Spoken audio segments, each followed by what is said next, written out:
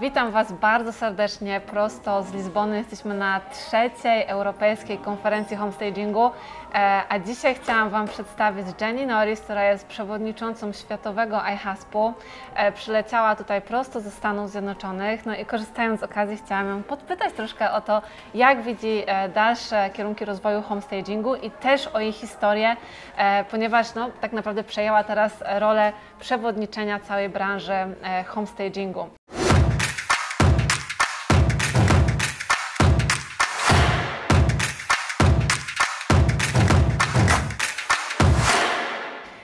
Jennie, thank you very much. That My pleasure. Dzień dobry.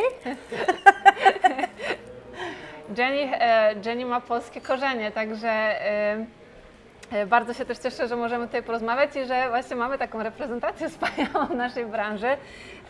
Jennie, could you please tell us a little bit more about the future of home staging, the new directions which you see right now? So staging definitely is growing globally, which is really exciting. We are working on opening up Japan, Australia, New Zealand, so a lot of countries coming on. And I see it's definitely global reach, which 20 years ago, the thought that we'd have a conference in Europe, just it didn't exist. So the future of staging, I think it's definitely gotten more sophisticated. I think that buyers in general expect to see things like they see on television, more stylish properties versus just putting anything in. So I feel like between the buyer expectations and the legitimization of the industry as a true business that you can make money and have a career, that has changed, has made a huge impact. Okay, Jennie, could you please tell me what has been changed during pandemic time in our industry? So during the pandemic, stagers had to shift how they delivered services. So since we couldn't go into houses, a lot of stagers shifted to virtual, using digital technology, their phones. They could have a seller walk through with a video. They could have people send pictures and then they would send the summary to them. So there was no personal interaction, but services did not have to stop. And then some stagers that did vacant houses or empty houses, they were still able to operate because they weren't restricted. And now everything is back to normal or not? In USA? I think for the most part it's back to normal. The market has skyrocketed around, I don't know if it's around the world, but in many, many countries where houses are in big demand.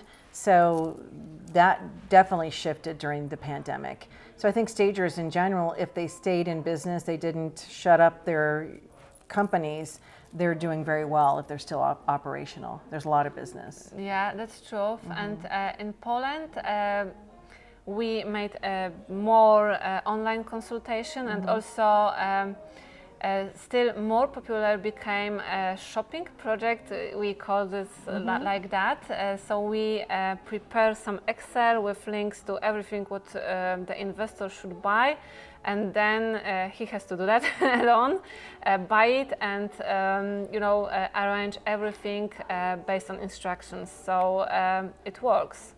Everyone was surprised because earlier I heard that this is impossible in home staging to make it online without visiting the flat, but it still works, and sometimes people called us from different parts of Poland just to... It could be anywhere in the world. That digital, there was only one person I knew of in the United States that was doing that. She came up with like a digital design plan and sent the people shopping, and I think people didn't pursue that as much because they were fearful that I'm going to lose clients if I tell them what to do.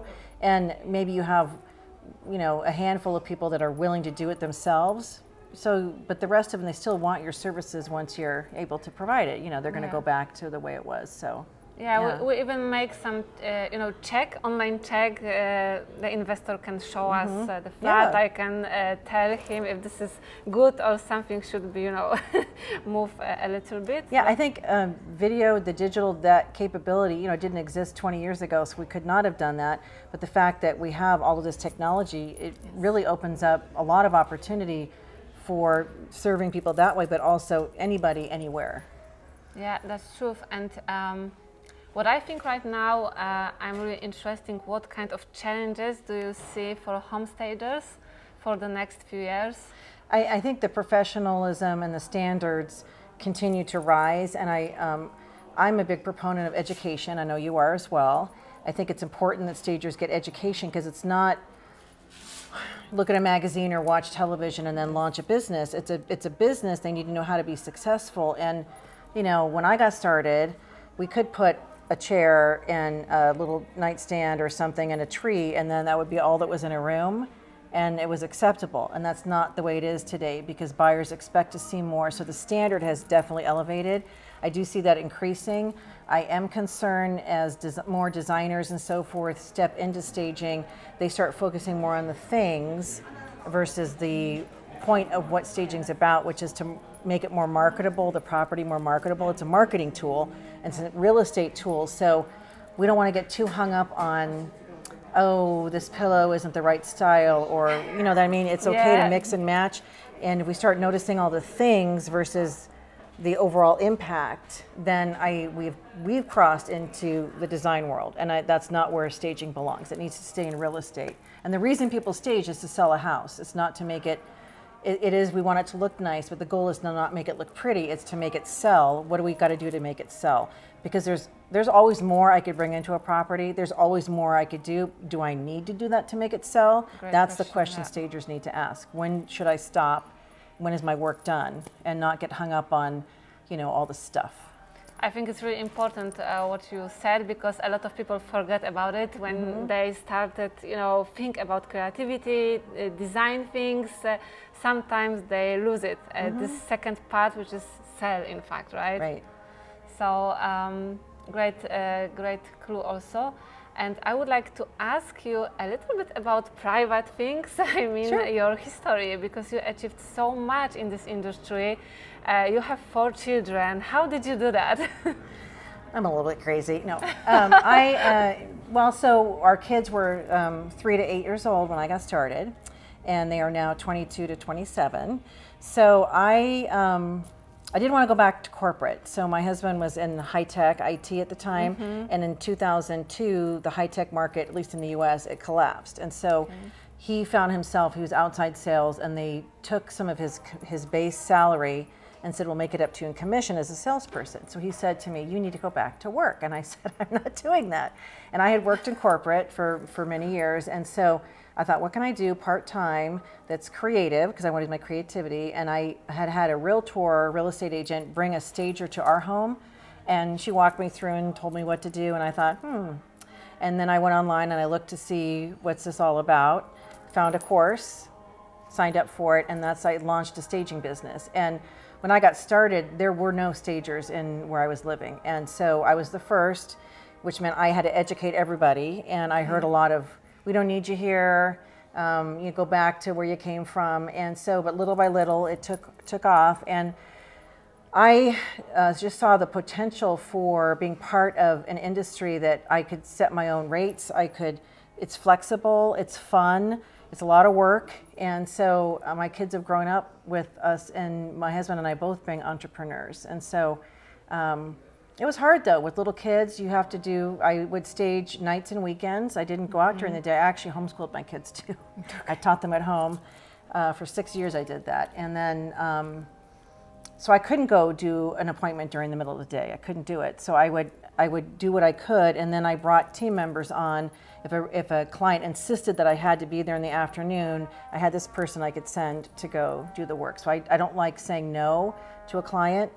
And then, you know, there is a life-work balance, so people with little kids, you may have to set boundaries for yourself and say no, not take on every project, because your kids are only little once, and you cannot get that time back. And so there's a balance. I think we set a really good example for our kids of working really hard, being perseverant, having perseverance. And so our oldest son, so my daughter is my lead stager, so she's 27, Lauren, and then Stephen works with John, so he's a realtor.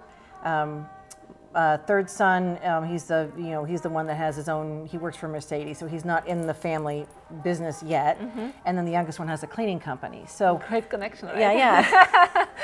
So I think it's it is a lot of work. You have to when you have little kids or just have other obligations, it's setting time boundaries for yourself and give yourself permission to unplug, because at the end of you know, my life or whatever it is, I don't want people to look back and say she was a great stager. I want them to say she was a great mom, friend, mentor, sister, aunt, whatever. Amazing. Thank you for that. Yeah, you're welcome. Jennie, I have to ask you about one thing at the end our interview. What advice can you give to a woman who would like to be home stager, who think about it? Get educated. Take a class, because it'll shorten your success journey. It's not like people can't figure out what to do for staging. I mean, I knew how to decorate a house. I didn't take a class to learn that. I wanted to learn, why would a realtor hire me? Why would a client hire me? How do I market myself? How do I price my services?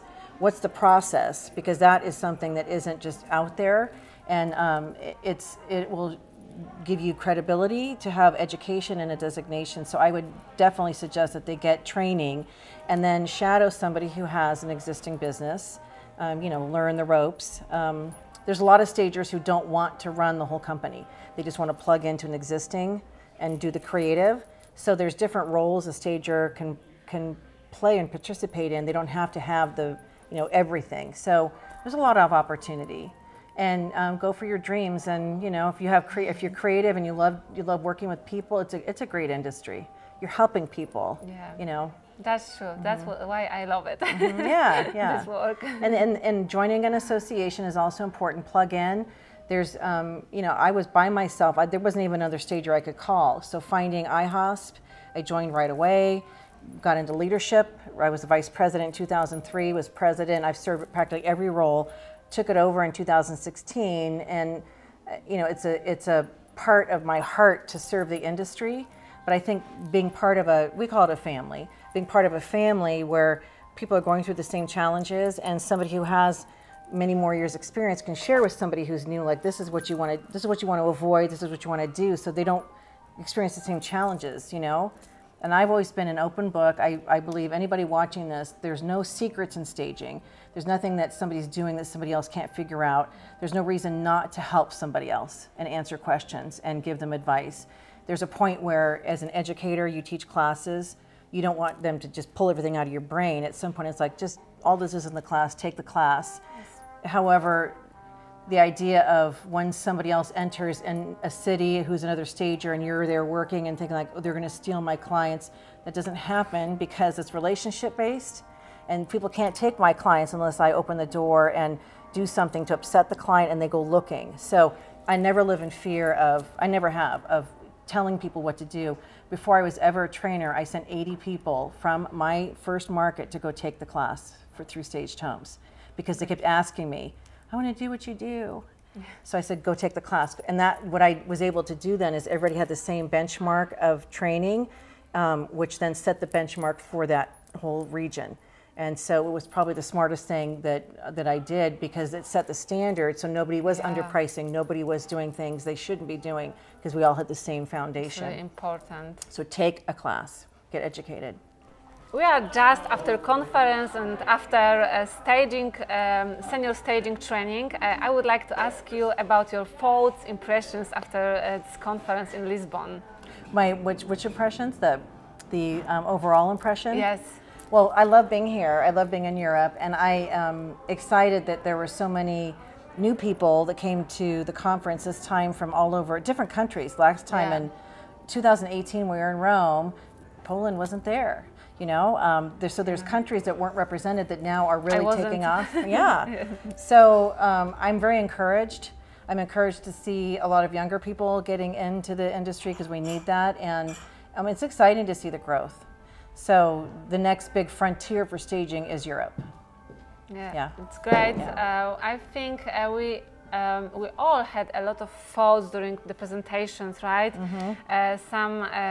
Sometimes very obvious things, but if you hear it really with big concentration, then you can introduce into your business, and something fresh, just one aha moment can change everything, right? Yeah, people that come, you want to come to a conference not only to learn, but also to meet other colleagues and get to know people. And I have some of the best friends that I have in my life because I met them in 2003 at the first conference I ever went to. And then I have continued to meet people. Yes. That's, you know, expand your horizon. So it's not just about, oh, you know, I already know everything. No, nobody knows everything. It's always evolving. But it's also the relationship and the networking and the connection is so important. And you're right, if you take one thing away from any business meeting you go to, it's worth it. Something that can change your business, a new way of thinking, or something you forgot that like, wow, I forgot about that. And you get reminded that that's something that can make it easier to succeed. So worth it, yeah. Yeah, I had this thing that even if I know that I think that I know something, someone has different perspective, and I can implement someone's thoughts about some topic. So that's a big thing for business. That's small change. Or it validates something you're doing, and you're thinking, am I doing this right? And then someone else says, this is what they're doing. I'm doing the same thing. Okay, so I am on the right track, because it really helps. Yeah. It really helps. So, thank you very much. It was a big pleasure to speak with you, and my pleasure. I hope we will have possibility to see with you in Poland sometime, I would love to come. Maybe in the future, so it will be great. Mam nadzieję, że to będzie możliwe i że spotkamy się wszyscy gdzieś tam na żywo za jakiś czas z Jennie. Dlaczego by nie, skoro już teraz się widzimy w Lizbonie. Także piszcie swoje komentarze, dajcie znać, jak Wam się podobał cały wywiad. No i oczywiście zapraszam Was do iHaspu, gdzie możecie jeszcze bardziej zgłębiać swoją wiedzę i czerpać z tego doświadczenia międzynarodowego. Jennie, thank you very much. You're welcome. Did you tell them also my grandfather's Polish?